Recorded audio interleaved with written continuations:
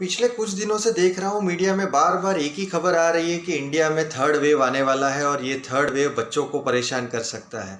As a doctor मुझे तो इसके पीछे का कोई साइंस समझ में नहीं आ रहा है। मैंने काफ़ी रिसर्च पढ़ने की कोशिश की कि एग्जैक्टली इसके पीछे साइंस है क्या, और मुझे कहीं साइंस दिखा नहीं। ये मेडिकल साइंस है, कोई ज्योतिष विद्या नहीं है कि आप भविष्यवाणी कर रहे हो। पिछले साल सिंगापुर की एक यूनिवर्सिटी थी जिसने बहुत बड़ा रिसर्च करके एक पेपर बाहर निकाला था जिसमें बताया था कि इंडिया में मई एंड तक कोविड चला जाएगा। आज 2021 हो गया, कोविड भी यहाँ है। मेडिकल साइंस में ऐसी भविष्यवाणी काम में नहीं आती है।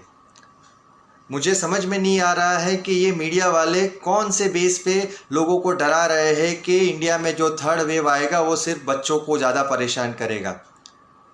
इससे जो पेरेंट्स के ऊपर असर हो रहा है वो काफ़ी ख़तरनाक हो सकता है।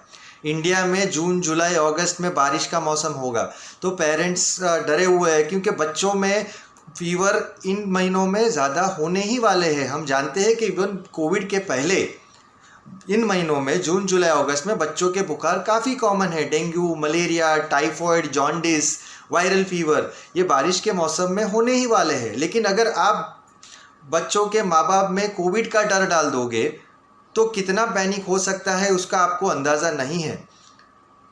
अब से ही हम जैसे डॉक्टर्स को पेरेंट्स पूछ रहे हैं कि सर क्या करें, हम गांव चले जाए, हम क्या करें, हम अगले 3-4 महीने कुछ बच्चे को बाहर नहीं निकालेंगे।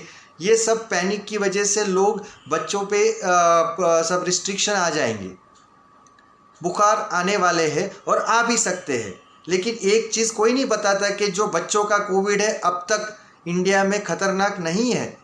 इनफैक्ट इंडिया में अब तक जितना भी डेटा अवेलेबल है जो बच्चों के कोविड के बारे में, उसमें इतना क्लियर हो चुका है कि पूरे इंडिया के चाइल्ड स्पेशलिस्ट यही बोल रहे हैं कि 90 to 95% केसेस में बच्चों का कोविड माइल्ड हो रहा है, ज़्यादा हॉस्पिटल की भी ज़रूरत नहीं पड़ रही है। तो ये डरावना माहौल बना के मुझे नहीं समझ में आ रहा कि लोगों को क्या मिल रहा है।